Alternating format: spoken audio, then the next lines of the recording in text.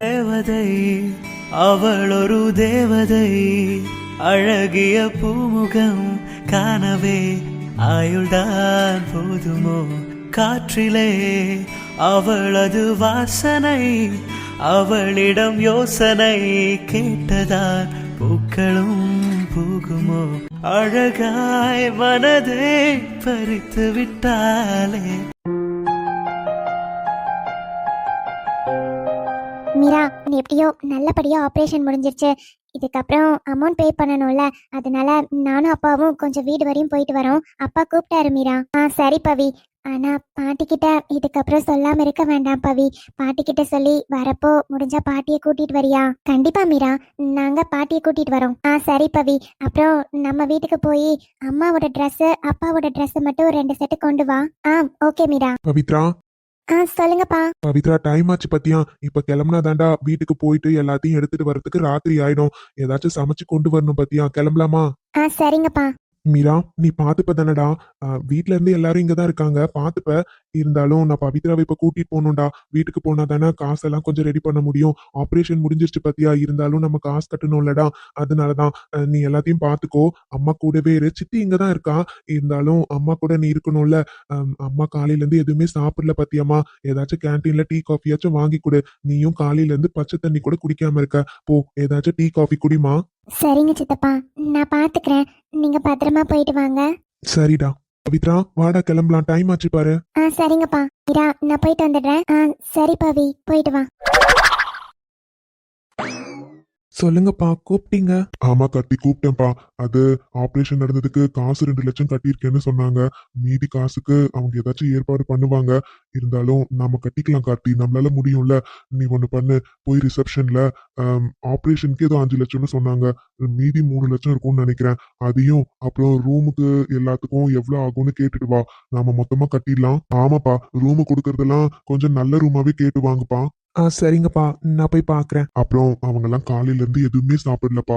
அழுதுட்டே இருக்காங்க. இப்போ ஆபரேஷன் நல்லபடியா முடிஞ்சதுன்னு தெரிஞ்சதுக்கு அப்புறம் தான் கொஞ்சம் ரிலாக்ஸா இருக்காங்க. ஒண்ணு பண்ணு, அப்படியே கேன்டீனுக்கு போய் டீ காஃபி ஏதாச்சும் வாங்கிட்டு வந்து அவங்களுக்கு கொடுப்பா. டீ காஃபியாச்சும் குடிக்கட்டும். அப்புறம் மீராவை நீ கூட்டிட்டு போ. கூட்டிட்டு போய் அவளை ஏதாச்சும் சாப்பிட வச்சு கூட்டிட்டு வா. சரிங்கப்பா. அப்பா, சிவகாமி அம்மாவும் அத்தையும் அவங்க 2 பேரும் வீட்டுக்கு போயிருக்காங்கப்பா. இங்க இருக்கவங்களுக்கு ராத்திரி ஏதாச்சும் சாப்பிடறதுக்கு சமைச்சு கொண்டு வரேன்னு போயிருக்காங்க. ஓ, சரிங்கப்பா. போ கார்த்தி, முதல்ல காசு கட்டிரு.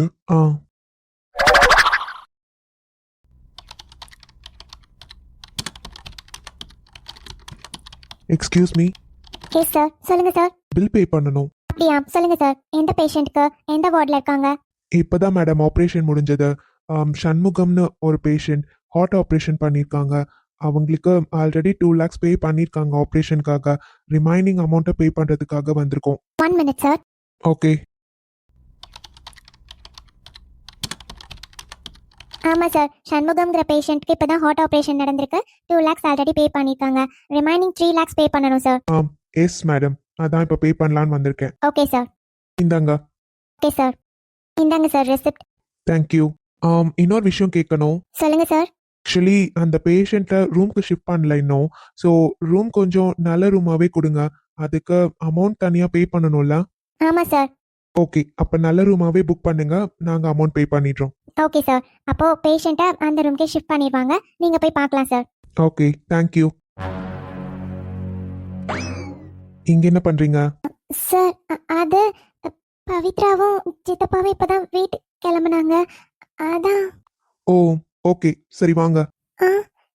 எங்க? கேண்டீன் போயிட்டு வரலாம் வாங்க. கேண்டீனா? எதுக்கு? கேண்டீன் எதுக்கு போவாங்கன்னு தெரியாதோ? சார், அது காலையில இருந்து நீங்க எதுவுமே சாப்பிடல. வாங்க, ஒரு டீ காஃபி மட்டும் குடிச்சிட்டு வரலாம்.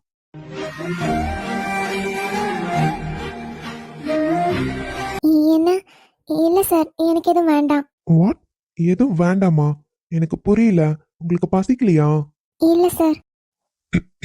அது எப்படி பசிக்காம இருக்கும்? நேத்தும் சரியா சாப்பிடல. காலையில இருந்து இப்ப வரையும் நீங்க தண்ணி கூட குடிக்காம தான் இருக்கீங்கன்னு எனக்கு தெரியும். அது எப்படி பசிக்காம இருக்கும்? வாங்க, ஒரு டீ ஒரு காஃபி அவ்வளவுதானே? வாங்க. இல்ல சார், பரவாயில்ல. நான் அப்புறமா குடிச்சுக்கிறேன். இப்ப எனக்கு எதுவும் வேண்டாம் சார். அதான் ஏன்னு கேக்குறேன். இல்ல சார், அப்பா அப்பா கண்ணு முழிக்கட்டும் சார். அப்பா கிட்ட பேசினதுக்கு அப்புறம் நான் வாட்? என்ன சொல்றீங்க? டாக்டர் சொன்னதை கேட்டுட்டு தானே இருந்தீங்க. அவர் கண்ணு முழிக்கிறதுக்கு 5 to 6 hours ஆகும். அது வரையும் இப்படி சாப்பிடாம இருப்பீங்களா? ஒரு டீ தானே குடிக்கலான்னு கூப்பிடுறேன், வாங்க.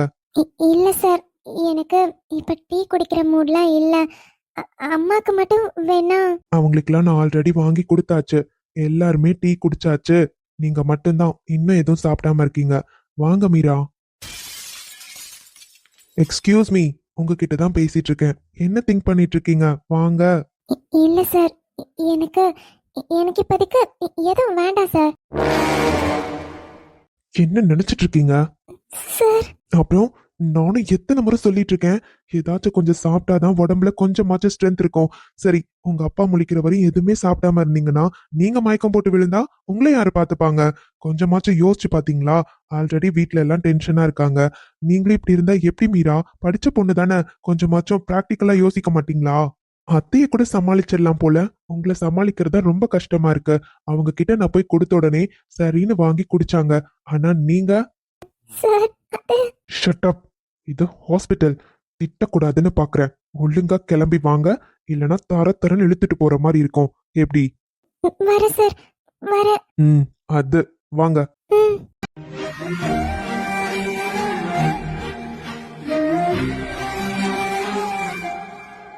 ம், எடுத்து குடிங்க. என்ன வேடிக்கை பார்த்துட்டே இருந்தா? டீ தானே, குடிங்க. ம். சரிங்க சார். வந்து நீயும் பேசும்போது கிட்டத்தட்ட கண்ணு வெறுத்து போகும் மூச்சே காய்ச்சலா மாறும். விட்டு விட்டு உன்னை பார்க்கும்போது வெட்டி வெட்டி மின்னல். சார், நான் தான் குடிக்கிறேன்ல, நீங்களும் குடிங்க. ஆம், ஓகே ஓகே, நானும் குடிக்கிறேன். அருகில் உந்தன் வாசம் இந்த காத்தில் வீசுதே, விழி தெருவில் போகும் உந்தன் உருவம் தேடி. என்ன குடிச்சாச்சா? ஆ, குடிச்சிட்டேன் சார். வேற ஏதாச்சும் சாப்பிடுறீங்களா? இல்ல இன்னொரு டீ? இல்ல சார், போதும், எனக்கு பசிக்கல. Okay okay. ஆம், மாமா கண்ணு முழிச்சதுக்கு அப்புறம் ஏதாச்சும் சாப்பிடலாம். ம். ஆ, ஓகே சார். அப்புறம் சாரிங்க. ஆ, நீங்க பயந்துட்டீங்கன்னு எனக்கு தெரியும். அது நான் அத்தனை முறை கூப்பிட்டும் நீங்க எதுவுமே சாப்பிடாம இருந்தீங்களா? அதான் கேன்டீனுக்கு கூட்டிட்டு வரதுக்கு எனக்கு வேற வழி தெரியல. அதான் கொஞ்சம் கோவமா பேசிட்டேன். மற்றபடி எனக்கு உங்களை திட்டணும்னு எந்த இன்டென்ஷனும் கிடையாது. சாரி, இந்த சுச்சுவேஷன்ல உங்களை திட்டியிருக்க கூடாது. பட் எனக்கு வேற வழி தெரியல. ஒன்று சொல்லிடுறேன், எனக்கு கொஞ்சம் கோவம் வரும்.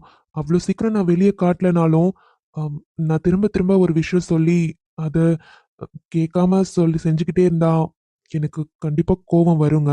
அதான் உங்ககிட்ட கொஞ்சம் கோவத்தை காட்டிட்டேன். சாரி. ஆ, பரவாயில்ல சார். அதுக்காக நீங்க பயப்பட வேண்டாம். எதுக்கு எடுத்தாலும் நான் கோவப்படுவேனோ திட்டுவேனோ அப்படிலாம் இல்லை. ஆனா எனக்கு பிடிக்கலனாலும் மற்றவங்களுக்கு பிடிச்சிருக்குன்னா நான் ஓகேன்னு சொல்லிடுவேன். ஆனாலும் ஒரு சில விஷயங்கள்ல அது பர்ஃபெக்டா இருக்கணும்னு நினைப்பேன். அது கொஞ்சம் சொதப்பினாலும் எனக்கு கோபம் வருங்க. அதை நான் இப்பவே சொல்லிடுறேன் உங்ககிட்ட. பிகாஸ் நான் பார்க்குற வேலை அந்த மாதிரி. என்னோட ஒர்க்கை பொறுத்த வரையும் எல்லாமே பர்ஃபெக்டா இருக்கணும். சின்ன மிஸ்டேக்கா இருந்தாலும் அதை என்னால் அக்செப்ட் பண்ணிக்கவே முடியாது. அது அப்படியே பழகிடுச்சு. அதான். ஆ, புரியுது சார். சரி, வேற ஏதாச்சும் சாப்பிட்றீங்கன்னா சொல்லுங்க, இல்லைன்னா கிளம்பலாம். இல்ல சார், எதுவும் வேண்டாம், கிளம்பலாம். ஓகே, வாங்க.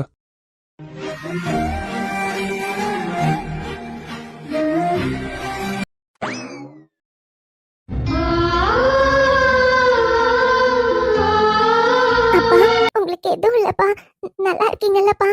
ஓ, மாமா, நல்லா இருக்கீங்கல்ல மாமா? உங்களுக்கு ஒண்ணுமே இல்ல. கொஞ்ச நேரத்துல என்னை எவ்வளவு பயப்பட வச்சிட்டீங்க மாமா. லட்சுமி. மாமா இப்பதானே கண்ணு திறந்திருக்கீங்க. ஸ்ட்ரெயின் பண்ணி பேசாதீங்க மாமா. கொஞ்சம் பொறுமையா இருங்க. சண்முகா, என்னாச்சுடா? நீ நல்லா இருக்கடா, உனக்கு ஒண்ணுமே இல்ல தெரியுமா? கோபாலு, எங்களை மன்னிச்சிடுடா. ஏய் என்னடா திரும்ப திரும்ப நடந்து முடிஞ்சதை பத்தியே பேசிக்கிட்டு இருக்க? அதெல்லாம் எதுவும் யோசிக்காத. இப்போ அதெல்லாம் முடிஞ்சிருச்சு. இங்க பாரு, உன் பொண்ண என் வீட்டுக்கு மருமகளா கொடுத்துருக்க, என் கார்த்திக்கும் மனைவியா கொடுத்துருக்க. இதை தவிர வேற என்னடா வேணும்? உன் பொண்ணு தானே என் வீட்டுக்கு மருமகளா இருக்கா. அதை மட்டும் நினைச்சு பாரு. போதும் மச்சான், வேற எதுவும் யோசிக்காத. நீ நல்லா இருக்க. உனக்கு வருத்தம் இல்லைல்லடா? உனக்கு எந்த பிரச்சனையும் இல்லையே? இதுல எங்களுக்கு என்ன பிரச்சனை இருக்கு? ஆ, எங்க மருமக எவ்வளவு நல்ல பொண்ணு. இதை தவிர எங்களுக்கு வேற என்னடா வேணும்? அப்பா என்னப்பா இப்ப எதுக்கு அதெல்லாம் பேசிட்டு இருக்கீங்க?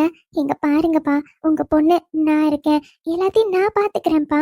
அதை பத்தி எதுவும் யோசிக்காதீங்கப்பா. இனிமே யாராச்சும் உங்ககிட்ட கேட்டாலும் எனக்கு ஒரே ஒரு பொண்ணு தான் என்ன மட்டும் சொல்லுங்க. போதும்ப்பா, நான் மட்டும்தான் இனிமே பொண்ணு. உங்களுக்கு அவ பொண்ணு இல்ல, விட்டுருங்கப்பா. அவ போயிட்டா, அவளுக்கு பிடிச்ச வாழ்க்கையை தேடி அவ போயிட்டாப்பா. இதுக்கப்புறமும் எதுக்கு அவளை பத்தி யோசிக்கிறீங்க? நான் இருக்கேன்ப்பா, எனக்கு நீங்க வேணும்ப்பா. இன்னொரு முறை இப்படி எல்லாம் பண்ணாதீங்கப்பா, என்னால தாங்கிக்கவே முடியாதுப்பா. ஆமா மாமா, இப்ப எதுக்கு அதெல்லாம் யோசிச்சுட்டு இருக்கீங்க? உங்களுக்கு எதுவும் ஆகக்கூடாது, எதை பத்தியும் நீங்க வருத்தப்படக்கூடாதுன்னு டாக்டர் சொல்லியிருக்காங்க மாமா. மாமா எங்களை யோசிச்சு பாருங்க. உங்களை நம்பி நாங்க இருக்கோம்ல மாமா. உங்களை நம்பி இருக்கிறவங்கள கைவிட்டுருவீங்களா? இங்க பாருங்க, நாங்க மட்டும்தான் மாமா இனிமே உங்களுக்கு. எங்களை பத்தி மட்டும் நீங்க யோசிங்க, போதும். மாமா, இப்போ உங்களுக்கு ஆபரேஷன் நடந்திருக்கு. எதை பத்தியும் நீங்க யோசிக்க கூடாது. நல்லா ரெஸ்ட் எடுக்கணும் மாமா. ரெஸ்ட் மட்டும்தான் இப்போ உங்களுக்கு முக்கியம். தேவையில்லாம எதுக்கு அதெல்லாம் யோசிச்சுட்டு இருக்கீங்க? இல்லப்பா, என்னமோ மனசுக்கு ஒரு மாதிரி. என்னண்ணா நீங்க அதையே நினைச்சுக்கிட்டு? மனசுக்கெல்லாம் எந்த மாதிரியும் இல்ல, நீங்க நல்லா இருக்கீங்க. அப்பா நீங்க எதுவும் யோசிக்காதீங்க, எதுவும் பேசக்கூடாது, நல்லா ரெஸ்ட் எடுக்கணும்ப்பா. மீரா குட்டி, செல்வ மகள் அழுகை போல் ஒரு சில்லென்ற சங்கீதம் கேட்டதில்லை. அப்பா அப்பா நான் இருக்கேன்ப்பா. மீரா குட்டி, எப்பவும் என் பிள்ளை சந்தோஷமா இருக்கணும்டா. அது மட்டும்தான் அப்பாவுக்கு வேணும். நீ நல்லா இருக்க தானே? நான் நல்லா இருக்கேன்ப்பா. என்ன பாருங்க, நான் எவ்வளவு நல்லா இருக்கேன்னு. உங்க மீரா குட்டி நல்லா இருக்கேன்ப்பா. நீங்க அதை பத்தி எதுவும் யோசிக்காதீங்க, சரியா? போதும்டா, என் மீரா குட்டி சந்தோஷமா இருந்தா அதுவே போதும்டா. நான் சந்தோஷமா தான்ப்பா இருக்கேன். நீங்க வேணா பாருங்க, சீக்கிரமா குணமாகி நம்ம வீட்டுக்கு நம்ம சீக்கிரம் போயிடலாம். சரிடா. சரி, ரொம்ப நேரம் இங்க இருக்க வேண்டாம்ப்பா. அவர் கொஞ்ச நேரம் தூங்கட்டும். நல்லா ரெஸ்ட் எடுக்கணும்ல. அப்புறம் நர்ஸ் வந்து ஏதாச்சும் சொல்ல போறாங்க. ஆமாப்பா, நீ நல்லா தூங்கு. ஆ,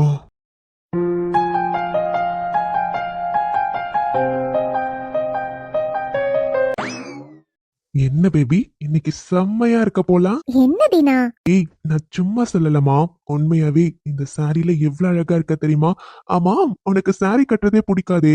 எப்பவுமே மாடர்ன் ட்ரெஸ்ல தான் இருப்பேன். இன்னைக்கு என்ன சாரி எல்லாம் கட்டுற? கல்யாணத்துக்கு அப்புறம் சாரில தான் இருக்கணும்னு முடிவு மாத்திக்கிட்டியா என்ன?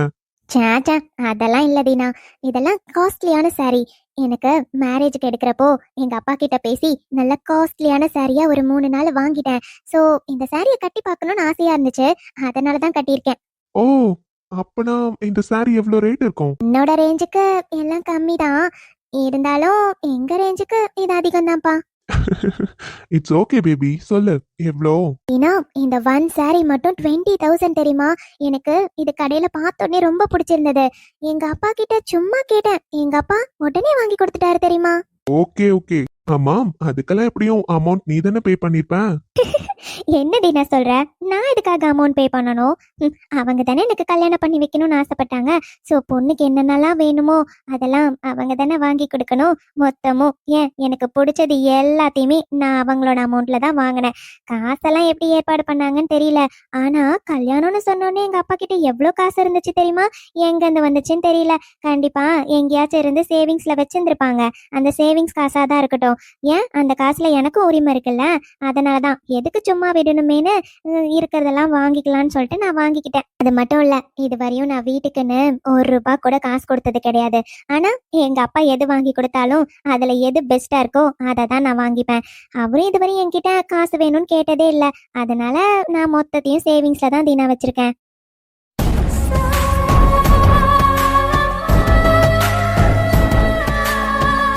ஏய் சூப்பர் ஸ்ரீ, பரவாயில்லையே, சரியான ஆளா தான் இருந்திருக்கேன். அப்புறம் மொத்தத்தையும் அவளுக்கே கொடுத்துட்டு வரதுக்கு நான் என்ன இழிச்சவாயா?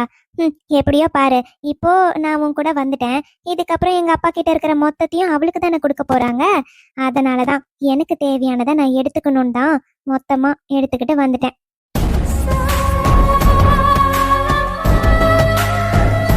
அது எப்படி? அதான் அந்த வீடு நம்ம பேர்ல தானே இருக்கு. ஆமா தினா, அந்த வீடு நம்ம பேர்ல தான் இருக்கு. பட் அதுல அப்பா அம்மா தானே இருக்க போறாங்க. அவங்க தான் இருக்க போறாங்க. இருந்தாலும் அந்த வீடு நமக்கு தான். ஆமா, ஃபியூச்சர்ல அந்த வீடு நமக்கு தான். எதுக்கு சிரிக்கிற? ஒண்ணும் இல்ல, ஒண்ணும் இல்ல. ஆனா தினா, எனக்கு உன் மேல ஒரு கோவம். ஏன் மேலையா? என்ன கோவம்? என்ன ஹோட்டல்டா அது? நீ எவ்வளவு பெரிய பணக்காரன், உன் ரேஞ்சுக்கு இதெல்லாம் ஒரு ஹோட்டலா? இந்த ஹோட்டல்ல போய் கூட்டிட்டு வந்து வச்சிருக்கேன். நீ உள்ள கூட்டிட்டு வரப்பவே எனக்கு ஒரு மாதிரி இருந்துச்சு. ச்சே, இதெல்லாம் அன்கம்ஃபர்டபுளா இருக்கு. இதெல்லாம் எனக்கு பிடிக்கவே இல்லை தீனா. நம்ம நல்லா 5 ஸ்டார் ஹோட்டல்ல போய் ஸ்டே பண்ணியிருந்திருக்கலாம். எவ்வளவு ஜாலியா இருந்திருக்கும் தெரியுமா?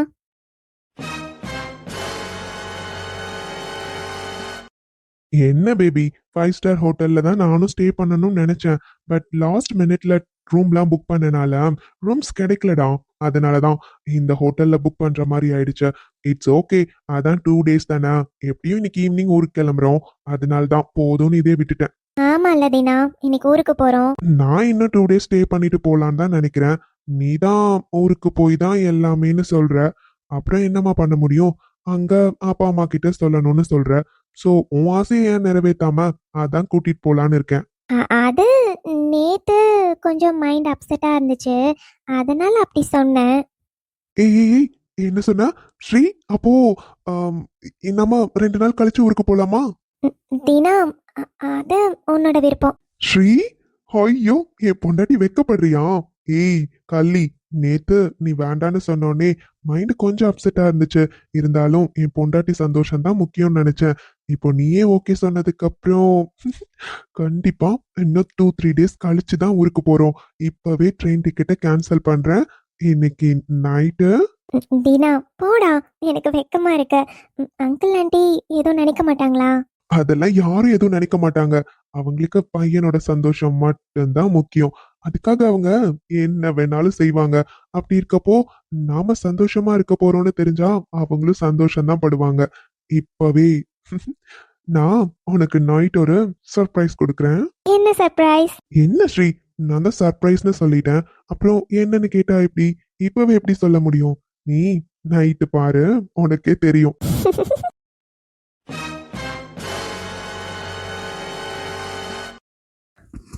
ஹாய்! வணக்கம் உறவுகளே! எல்லாரும் எப்படி இருக்கீங்க? நான் இங்க நல்லா இருக்கேன். இன்னைக்கு நம்மளோட உறவுகள் யாராச்சும் பிறந்த நாள் கொண்டாடுற மாரி இருந்தா, அவங்களுக்கு இனிய பிறந்த நாள் வாழ்த்துக்கள். யாராச்சும் திருமண நாள் கொண்டாடுறீங்கன்னா, அவர்களுக்கு இனிய திருமண நாள் வாழ்த்துக்கள். எல்லாரும் எப்பவும் லைஃப் லாங் ஹேப்பியா இருக்கணுங்க. இன்னைக்கு நம்மளோட மனதை பறித்தால் எபிசோட் கண்டிப்பா எல்லாருமே பார்த்துருப்பீங்க. நான் வந்து ஃப்ரைடே அப்லோட் பண்ண வீடியோக்கு நெறைய கமெண்ட்ஸ் என்னால பார்க்க முடிஞ்சுச்சு. நெறைய எமோஷ்னலான கமெண்ட்ஸ். நெறைய பேர் வந்து ஃபீல் பண்ணது என்னன்னா, ஆல்ரெடி வந்து இப்போ டாக்டர் வந்து மீராவோட அப்பாக்கு எந்த அதிர்ச்சியான விஷயமும் சொல்லக்கூடாதுன்னு சொல்லியிருக்காங்க. பட் வந்து ஸ்ரீநிதி வந்து இந்த மாரி பத்திரத்துல சைன் வாங்கிட்டு போயிட்டா. ஸோ அவ என்ன பண்ண போறாளோ, அது தெரிய வந்தா அவங்க அப்பா என்ன ஆகுவாங்கன்னு தெரியலன்ற மாரி கமெண்ட்ஸ் பண்ணியிருந்தீங்க. பட் என்ன நடக்கணும்னு இருக்கோ, அது நடக்க தானங்க செய்யும். ஸோ பார்க்கலாம். இதுக்கப்புறம் என்ன ஆக போகுதுன்னு தெரியல. போக போக தான் கதை தெரியும். ஆனா இன்னைக்கு வந்து வீடியோல கார்த்திக் மீராவோட அண்டர்ஸ்டாண்டிங்ன்னு சொல்ல முடியாது. பட் கார்த்திக் கொஞ்சம் கோவப்பட்டு தான் வந்து மீராவ சாப்பிட வச்சிருப்பாங்க. ஸோ அதெல்லாம் ஒரு சின்ன சின்ன கிளிப்ஸ் காட்டணுங்கிறதுக்காக தான் காமிச்சேன். ஒரு அக்கறையா இருக்க மாரி, ஒரு 2 பேரும் அவங்கள புரிஞ்சுக்க ஆரம்பிக்கணும் இல்லங்க. ஸோ அக்கறையா இருக்க மாரி சீனா தான் இன்னைக்கு நான் காமிச்சிருப்பேன். அதே மாரி ஸ்ரீநிதிய வந்து கிட்டத்தட்ட காமிச்சு ஒரு 3-4 டேஸ் ஆயிடுச்சுன்னு நெனைக்கிறேன். ஸோ இன்னைக்கு தான் ஸ்ரீநிதிய காமிச்சேன். ஸோ பார்க்கலாம். ஸ்ரீநிதி வந்து ரொம்ப ஜாலியா இருக்காங்க. அவங்களுக்கு நெனச்ச லைஃப் கிடைச்சிருச்சுன்னு ரொம்ப ரொம்ப ஹேப்பியா இருக்காங்க. அத என்ஜாய் பண்ணிட்டுருக்காங்க. அவங்களுக்கு கிடைச்சதும் பத்தல. ஸோ வந்து பணக்காரங்கன்னு நெனச்சு ரொம்ப ரொம்ப சந்தோஷமா இருக்காங்க. ஸோ அவங்களுது என்ன ஆக போகுதுன்னு நமக்கு போக போக தெரியும். ஸோ பார்க்கலாம். இன்னைக்கு உங்க எல்லாருக்குமே நம்ம வீடியோ புடிச்சிருக்குன்னா, லைக் பண்ணி, ஷேர் பண்ணி, சப்ஸ்கிரைப் பண்ணிக்கோங்க. ஹைப் பண்ணணும்னு தோணுச்சுன்னா, ஹைப் பண்ணிட்டு பாருங்க. இன்னைக்கு எனக்கு உங்ககிட்ட கேட்கறதுக்கு எந்த கொஸ்டினுமே இல்லங்க. ஏன்னா வந்து சும்மா நார்மலான கான்செப்ட்டா தான் போயிருக்கு. ஸோ பார்க்கலாம். இதுக்கப்புறம் அப்கமிங் எபிசோட்ஸ்ல கண்டிப்பா நான் கொஸ்டின் கேட்குறேன். இன்னைக்கு அவ்வளோதாங்க. உங்க எல்லாரையுமே நான் வந்து நெக்ஸ்ட் எபிசோட்ல மீட் பண்ண வரேன். பாய்.